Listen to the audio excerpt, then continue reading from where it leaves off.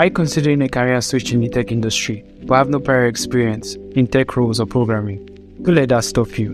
In this video, I'll help you make that transition and also create a comprehensive plan that will make you be a tech professional in the next 1 to 2 years. So join us while we actually open opportunities that lies ahead of you.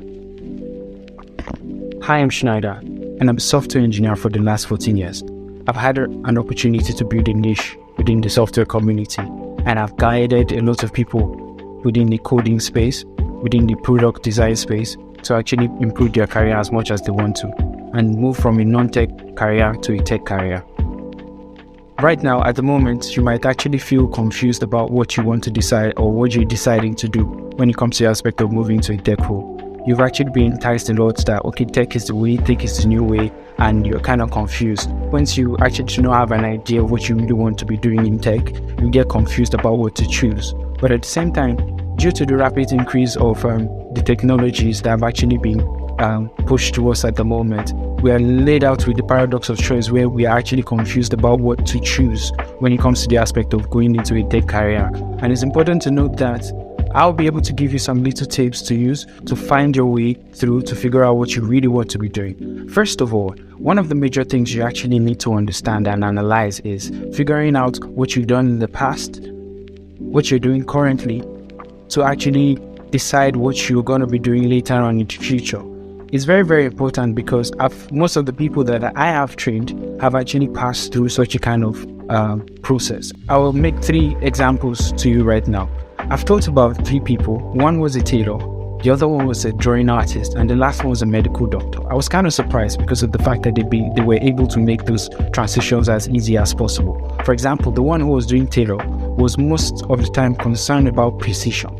And with that idea of precision, he was able to move into a Flutter developer. Within the last 2 years, I can tell you today that he has moved 2 jobs at the moment, and on the side hustle, he built a platform called Betize. You can actually go to the Play Store to check it out.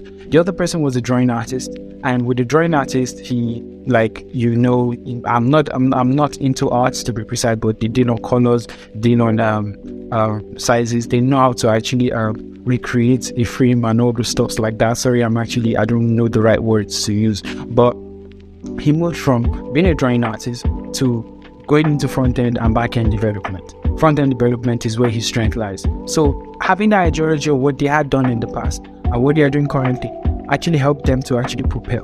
For the last person who was a medical doctor, I was kind of surprised and asked him the question that why do you actually want to get into tech? And he told me that he wants to build a platform, a blockchain technology, and he wants to actually see what is behind the blockchain technology. So this will actually lead me to the second one, which is trying to have a purpose when it comes to the aspect of going into tech. Most of the times, many people, like for people who do not have an idea of what they are going to be doing, it's important to actually figure out a problem that you had experienced in your past or your current, and figure out how you can use tech to leverage on learning it to become a professional. So when you've actually discovered what you're going to be doing, or you figured out your precision, I would actually drop a list of things.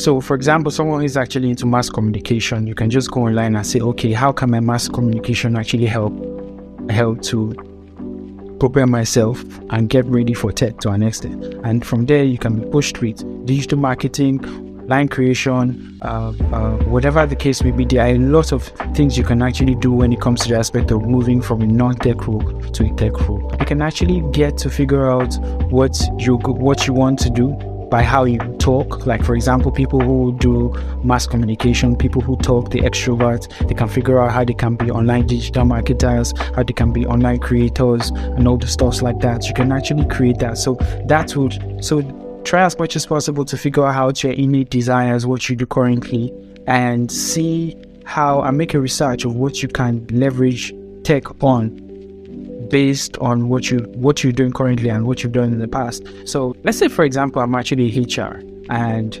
on the basis of what I've actually been doing in the past, I've actually been gathering data to an extent, like data of employees, people who are actually applying for jobs. I can decide to actually do data analysis, or I can decide to be a technical recruiter. With those examples, I believe you can be able to achieve. And also, once you're able to figure out what you think, after you're done making the research, what you're now going to do is you're going to go to those communities where these particular tech professions exist.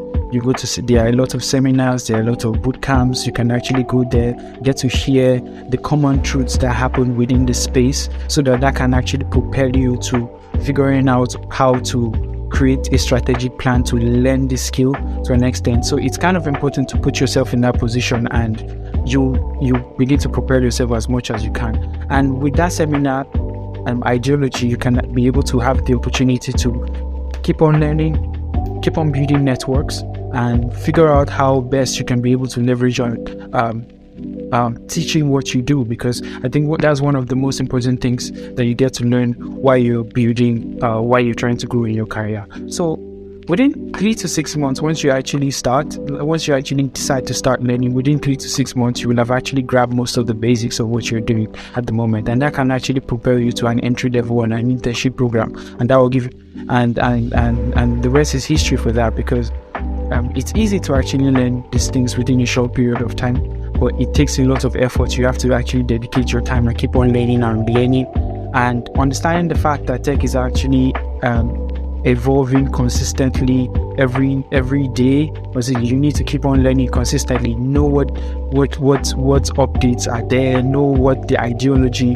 that people are actually trying to curate to create new technologies or new roles in that sector. I'm a pharmacist who transitioned into software development, and so I kind of have a niche that I want to work in. I specifically desire health tech companies, so companies where technological companies that are focused on the health sector basically. And like I mentioned earlier, right now I work for a medical devices company. Like, those are the kind of companies I want to work for. And most of these big tech companies do not have a very specialized health focused product. Don't get me wrong, some of them do, but quite a number of times recruiters have reached out to me on LinkedIn asking, am I open for work? Am I open to work? Am I interested in working with Google, Amazon, and the likes? And then I'll ask them, are you working? Do you have any health division? Is there any opening in your health focused division? And then some of them would tell me, well, they'll reach back to me. Some of them will say, well, right now that they don't have any health focused products. Some of them will say they have, but they don't have opening in those departments. And I'm like, well, sorry, I'm not interested, because technically speaking, that is what I want to do.